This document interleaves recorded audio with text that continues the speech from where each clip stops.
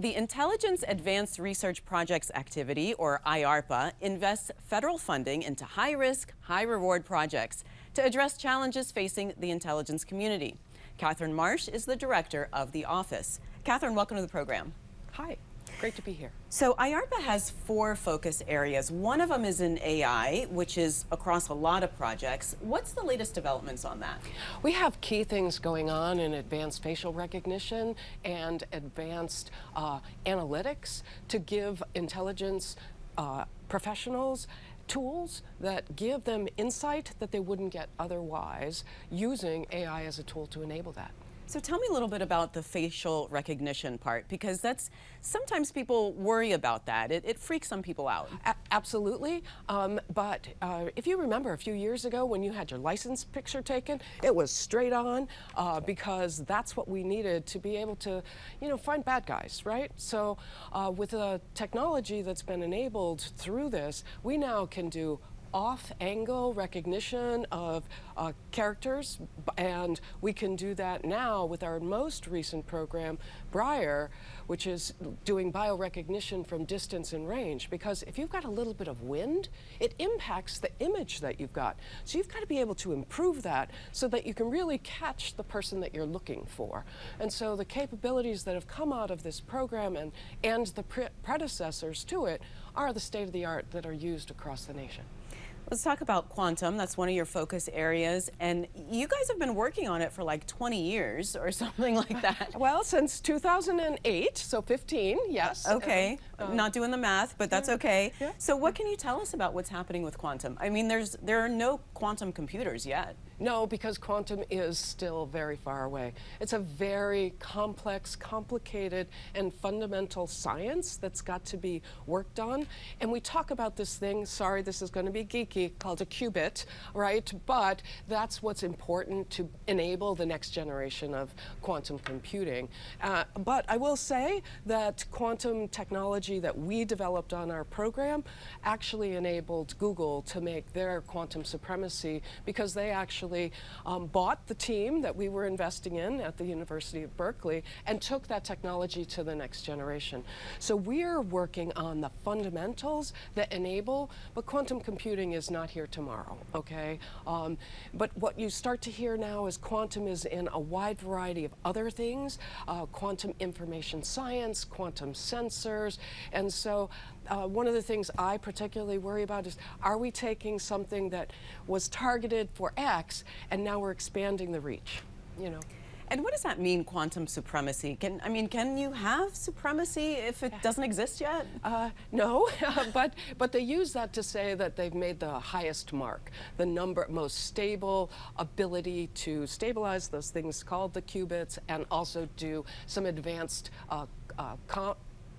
computer exercises, if you will, to do some things that they weren't able to do before. So another project you're working on is called Smarty Pants, which is the best name ever. And it's about, so it stands for Smart Electrically Powered and Networked Textile Systems. Right. What is that about? So that name actually won Best New Name of the Year by some news service earlier in the year when we announced it. And that program is actually about taking the ability of your cell phone or your computer and weaving it into the most comfortable t-shirt you could ever imagine, so that you have the ability to see, hear, and locate from the t-shirt that you're wearing. And so, or the comfortable clothing or the pants, whatever you were doing. So you're not going to have those disconnects. And think about that from the athletics ability to do that and really know what's going on in monitoring your heart and health. So that's what I wanted to ask you is, aside from intelligence gathering, which is your primary focus, do these projects ever have applicability to the commercial sector? Absolutely. I love when we have dual use capabilities, and for sure, if you think about our resilience program, which is our advanced battery program, we've got 6 different simultaneous efforts going on to increase the duration of battery technology, to increase the temperature range of battery technology, and all of that is being done domestically here with advances in capabilities from KMEX up in Massachusetts and Solid Power out in Colorado, and the technologies that they're doing are going to end up in electric vehicles, as well as enabling the intelligence community to do our missions overseas where we have to. So talk about that tech transfer piece, right? Because sometimes it's not the technology that's the hardest part, it's actually getting it to where it needs to go. Absolutely. So really, really important for me is that you have to have an IC partner, intelligence community partner, at the table at the beginning of the program, because they're the ones who are going to help guide and shape where we take the technology so that we don't have our program managers going down side tracks that might be problematic or the wrong way to go. Those partners are helping guide with what we call metrics, so those numbers that we have to go after to make decisions. And you know what? Sometimes we kill a program because we find that the partners are no longer interested in the capability, or we don't meet the metrics that make it enabling. So having that partner at every program review, at every technology review, they're ready to catch it at the end, because we only take the technology development so far, and then they're going to take it to operationalize it and put it into service overseas or domestically or wherever they might have to use that capability. Catherine, tell me a little bit about how many projects you're currently working on. Right now we're working on about 32 projects with another brand new 8 projects planned for this year. So optimally, we're running about 40 programs. Now, 40 programs means that we probably have 240 to 250 contracts that are in place at any one point in time, because a program has multiple R&D efforts against it, plus independent T&E. Tell me about how do you figure out which projects to work on? So is there a demand signal that's coming from, you know, the rest of the intelligence community or from other places in government? So what we do is we work with all of our 18 IC partners, and we identify gaps in capabilities. We're not about incremental change. We're looking for what can't you do today, what can't you do tomorrow, so that we're going to make investments where they don't have the ability to do that. We're looking to give them new capabilities where they have holes and that they acknowledge. And so we're out there and we look for those gaps.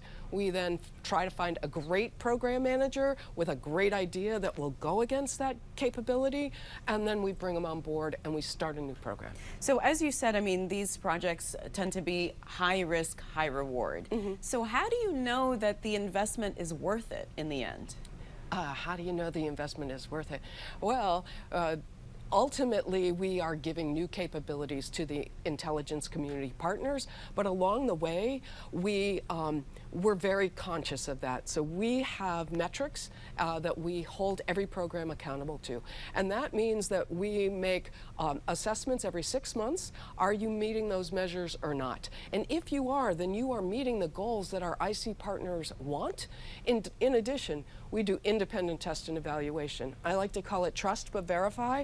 I am not willing to hand something over if I don't know that we have that test and evaluation data that says, no, the performer said they could do it, but we've tested, and not only does it meet it, it exceeds it. And so that is how we ensure, or we cut, right? We stop investments that are failing.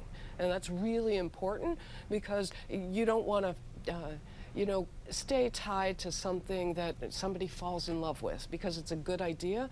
A good idea is a good idea. It may be too soon, it may be too late. And we can't afford to do that. We're too small an organization, and our partners need. We talked about some of your projects earlier in the program. Are there any other examples that you can give us of really interesting stuff or some success stories that you've had? So I think really interesting stuff is our newest program that's coming out, and we're going to have an industry day at the end of February. And that program is targeted at cyber psychology. And how do you get ahead of those computer threats, right? Not from putting up a firewall or putting in infrastructure, but getting at it from a psychology perspective. How do you find those bad guys and get inside their head? If you think about it, how do you hack a hacker or get ahead of that? And so that's a really cool new program that's out there.